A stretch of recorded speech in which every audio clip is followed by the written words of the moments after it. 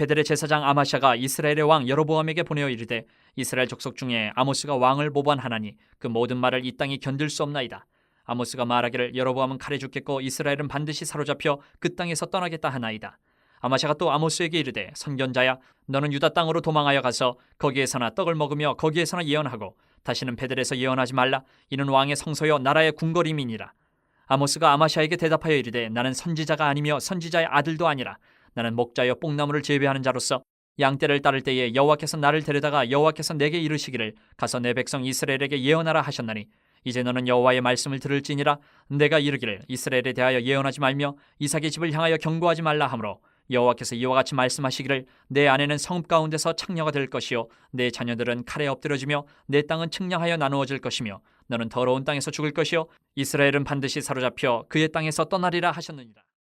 그리스도인은 신앙생활을 하면서 고난을 만나게 됩니다. 하나님의 은혜를 받았음에도 불구하고 아직까지 악한 세력들로 있는 이 세상 속에 살아가다 보니 고난을 받을 수밖에 없습니다. 오늘 경건하게 살고자 노력하는 백성들에게 하나님의 말씀을 선포한 이 아모스에게도 고난이 찾아옵니다. 아모스가 겪은 이 고난을 지금 이 시대를 사는 우리 그리스도인들도 동일하게 경험할 수 있다라는 것을 우리가 마음에 두시고 이 오늘 아모스의 고난을 보면서 마음의 다짐을 하고 준비를 하면서 그 고난에 넘어지지 않도록 우리가 대비하기를 바랍니다. 10절부터 11절을 보면 아모스가 고발을 당했습니다. 아모스를 고발한 사람이 있겠죠. 그런데 이 아모스를 고발한 사람은 대적하는 그 아수르 이방 사람이 아니었어요. 바로 북이스라엘의 제사장으로 있던 아마샤라는 사람이었어요. 이 아마샤는 아모스가 하나님의 심판을, 이스라엘에 대한 하나님의 심판을 예언할 때 심기가 아주 불편했던 것 같아요. 쭉 읽어보니까 그 심판의 구체적인 대상 가운데 자신도 포함이 되었기 때문에 더 불편했을 수도 있습니다. 그래서 이 제사장 아마샤는 아모스를 제거하려고 합니다. 그리고 그 첫 번째 움직임이 북이스라엘 왕 여로보암에게 거짓으로 아모스를 고발을 하는 거였어요.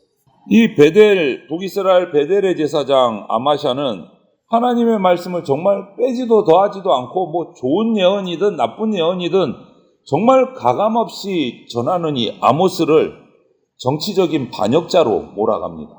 왕을 죽이는 사람으로 몰아가요. 어제 우리가 앞서 묵상한 8절 9절에 나온 이 다림줄을 하나님이 전하시는 이 북이스라엘을 향한 마지막 경고, 마지막 경종이다.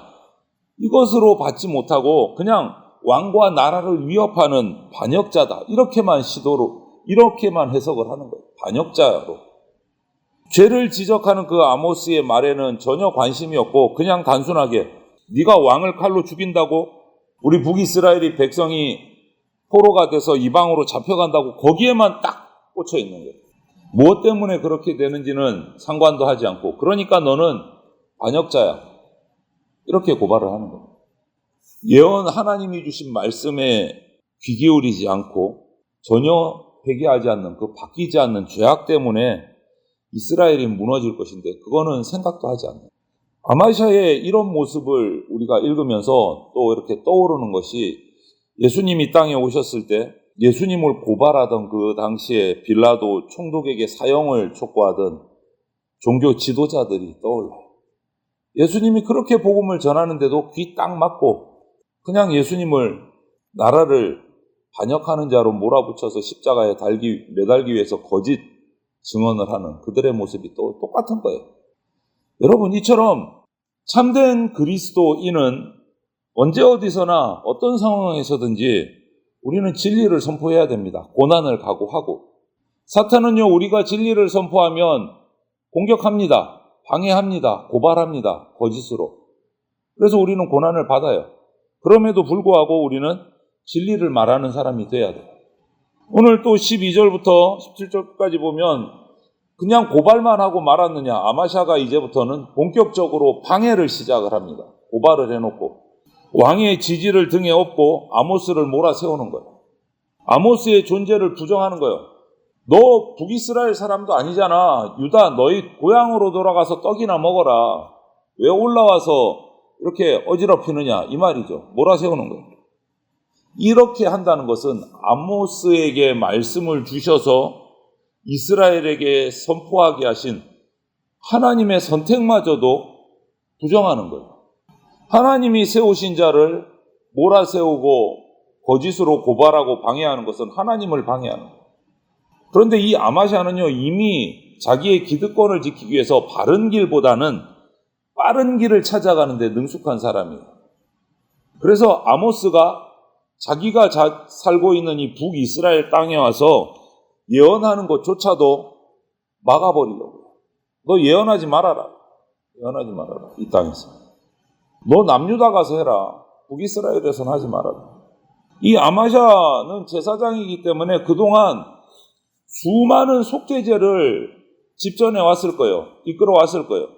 수많은 제사를 드렸을 거예요. 그럼에도 불구하고 죄로 인한 하나님의 이 심판의 메시지에 자기 양심을 딱 닫아버립니다. 반응하지를 않아요. 아모스는 제사장 아마샤로부터 더 이상 예언하지 말라고 이렇게 강요를 당합니다. 오늘 13절 보니까. 계속해서 방해를 해요. 그런데 아모스의 반응은 그런 아마샤의 방해, 고발, 이 방해에도 불구하고 정말 개의치 않고 하나님이 주신 말씀을, 예언의 말씀을 그대로 선포합니다. 특히 17절을 보면 아마샤와 그 가족들이 겪게 될 비참한 심판, 그리고 북이스라엘이 받게 될 심판을 예언을 하고 있어요. 여러분, 이처럼 하나님의 사역을, 하나님의 복음을 전하는 사역을 하다 보면 반드시 방해하는 사람들이 있습니다. 방해하는 세력이 있습니다.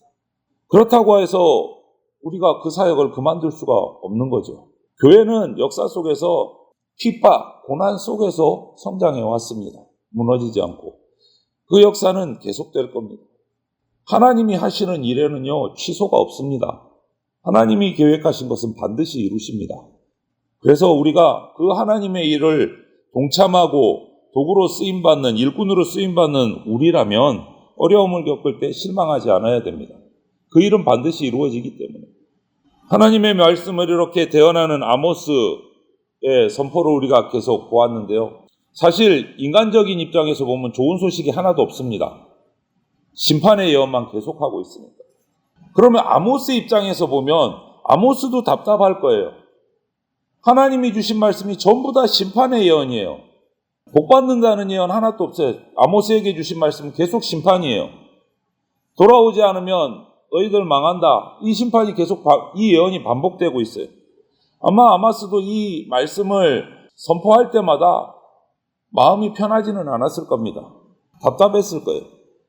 그런데 이 모습은요, 우리 오늘날의 그리스도인들이 하나님의 말씀을 선포할 때 똑같이 경험해야 될 고통이고 답답함입니다.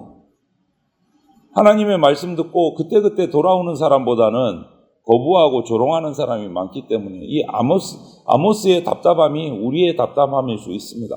하지만 그럼에도 불구하고 우리는 아모스처럼 선포해야 돼요.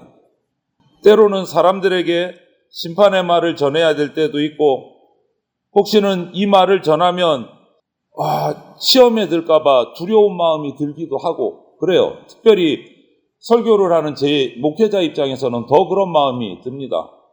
차곡차곡 설교를 하는데 이 설교는 참 힘들겠다. 마음이 답답하다. 이런 경우들이 있어요. 그런 대상자들이 막 떠오를 때가 있어요. 기도하면서 설교 준비하다 보면 이번 시험에 들지 않을까? 이 본문은 설교하지 않고 그냥 넘어갈까? 이런저런 생각들이 들 때가 있어요. 하지만 복음을 전하는 자는 자신의 생각, 자신의 뜻을 말하는 게 아니라 하나님의 계획하심을 말하는 것이기 때문에 멈춰서는 안 돼요. 두려워해서도 안 되는 겁니다. 복음 전도자는 말씀을 대언하는 사람이기 때문에 고통 중에서도 담대하게 하나님의 말씀을 전해야 됩니다. 오늘 아모스를 보십시오. 사람들의 관심, 방해, 시선, 이거하고 하나님의 말씀을 저울질하지 않아요. 해야 되나 말아야 되나 이런 게 없어요. 하나님의 심판의 말씀을 인간적으로는 마음 아프고 답답할 수 있지만 당당하게 선포합니다. 하나님이 전하라고 주신 말씀이기 때문에. 아모스는요, 제사장 가문에서 태어난 사람도 아닙니다. 따로 선지자 교육을 받은 적도 없어요. 그런데 그런 아모스를, 아무 배경 없는 준비 안 된 아모스를 그냥 세우십니다, 하나님께서. 그리고 말씀을 주세요. 그리고 자기 나라 땅 유다도 아니고 북이스라엘에 가서 전하라고 하십니다. 양치는 목자고 뽕나무를 기르는 농부예요. 자기 하던 일 그만두고 올라가서 외치라고 하십니다. 그런데 하나님 말씀에 온전히 순종하는 정말 남다른 태도를 가진 사람이 바로 아모스예요. 여기서 우리가 주목할 것은 하나님은 무엇을 보시느냐? 우리 삶의 순종을 보시는 거예요. 순종 그 자체를 보시는 거예요. 오늘 아모스가 경험한 이 고난들, 저와 여러분이 고난을 경험할 수 있습니다. 우리가 살아가는 생활 가운데서. 모습은 다를 수 있겠지만 내가 복음을 전할 때 반대를 받고 고난을 당할 수 있습니다. 그리스도인은요, 천국에 올라가기 전까지 이 땅에 살아가는 동안은 고난을 멀리할 수 없어요. 예수님을 믿는다는 것 자체, 이 땅에서 예수님 믿는다는 그 자체가 벌써 고난을 전제로 하고 있기 때문에 우리는 고난을 멀리할 수가 없어요. 하지만 우리가 그렇게 예수님 때문에 주어지는 고난을 능히 감당할 수가 있습니다. 그 이유가 뭐냐?